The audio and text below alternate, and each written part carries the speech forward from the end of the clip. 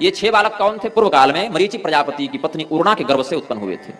उस समय सृष्टि चल ही रही थी। ये पहले देव योनि में आए, देवता के रूप में आए थे। मरीचि प्रजापति के जो ब्रह्मा जी के पुत्र हैं, उनकी पत्नी उर्णा के गर्भ से 6 सड़गर्भ बालक आए थे। जब ब्रह्मदेव सृष्टि कर रहे थे, कामदेव को उन्होंने जन्म दिया।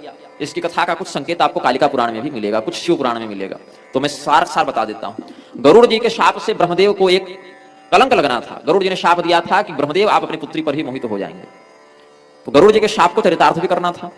इधर कामदेव की इन्होंने रचना की और कामदेव को वरदान दिया कि तुम्हारा प्रभाव सब पर लगेगा, सब पर व्याप्त होगा। आगे भस्मासुर इत्यादि की कथा भी वर्णित है। तो भस्मासुर जिस प्रकार से भगवान शिव के द्वारा प्राप्त वरदान का दुरुपयोग शिव जी के ही ऊपर करना चाहता था, वो कथा बड़ी प्रसिद्ध है, इसीलिए उतने विस्तार से हमने यहाँ नहीं कहा, समय रहता तो कहते।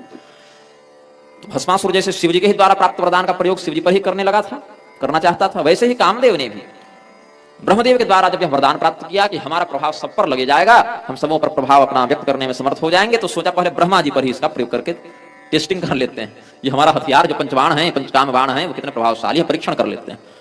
तो ब्रह्मदेव इधर कामदेव को बना के उसको वरदान दे कि आगे सृष्टि में लगे हुए थे, सरस्वती की रचना कर ही रहे थे। उसी समय कामदेव ने अपना प्रहार कर दिया और ब्रह्मदेव के मन में कुछ काल के लिए, क्षणिक मात्र ही, अपनी पुत्री के प्रति काम भाव का उदय हो गया। इस घटना को जब इन 6 बालकों ने देखा, देवताओं ने, तो हंसने लग गए, उनका उपहास करने लग गए।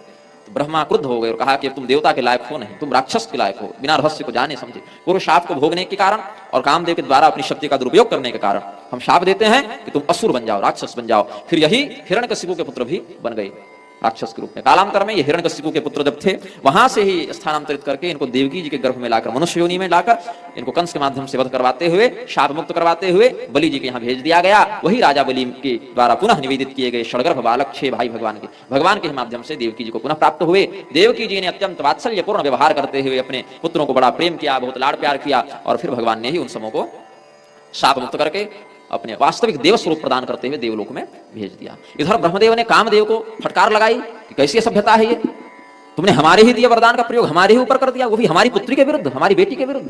तो हम तुम्हें शाप देते हैं, तुम्हारा यही अहंकार तुम्हें भस्म करा देगा, भगवान शिव के क्रोधाग्नि से तुम दग्ध हो जाओगे। तो कामदेव को भगवान शिव ने बाद में दग्ध कर दिया और स्वयं हमारे माध्यम से, इस शरीर के माध्यम से हमारी पुत्री के प्रति काम भाव हमें व्याप्त कर दिया। इस ग्लानि में भगवान ब्रह्मदेव ने उस शरीर का भी, अपने उस शरीर का परित्याग करके दूसरे शरीर को धारण भी किया, प्रायश्चित स्वरूप।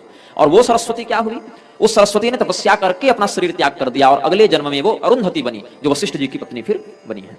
प्रातः संध्या और सायं संध्या के अधिष्ठात्री संध्या सरस्वती देवी है। हम लोग जो ब्रह्मा की पत्नी सरस्वती का पूजन करते हैं, जो हंस पर बैठी हैं, वीणा पाणी हैं और ज्ञान की देवी हैं, वो सरस्वती ब्रह्मणे प्रददौ पत्नी महालक्ष्मी नृपत्रयीं रुद्राय गौरीं वरदां वासुदेवाय च श्रियं, ये सब जो रहस्य ग्रंथों में वर्णित है, वो ब्रह्मदेव को पत्नी के रूप में अलग से दी गई हैं। केवल एक ही सरस्वती है ऐसा नहीं, ब्रह्मा की एक पुत्री का नाम भी सरस्वती है, ब्रह्मदेव की एक पत्नी का नाम भी सरस्वती है, ब्रह्मदेव के विष्णु भगवान की एक पत्नी का नाम भी सरस्वती है।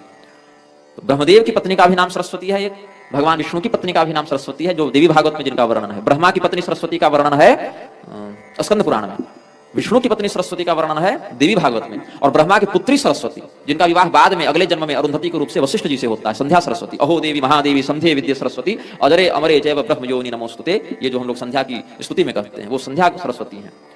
एक महासरस्वती फिर वो अलग है, जो शुभ निशुभ का वध करती हैं, उत्तर चरित्र के अधिष्ठात्री देवी महासरस्वती, वो अलग है। तो ये जो संध्या सरस्वती हैं, इनका वर्णन मूल भागवत अर्थात कालिका पुराण में है। तो श्रीमद् भागवत में ये सारे सूत्र रूप में वर्णित हैं, लेकिन अन्य ग्रंथों में वेदव्यास जी ने पूरे रहस्यों का पद्म पुराण में, स्कंद पुराण में, देवी भागवत में, कालिका पुराण में, शिव पुराण में अलग से फिर विस्तार किया है। तो हमने संदेह निवारण के लिए ये सब आप लोगों को रहस्य बता दिया।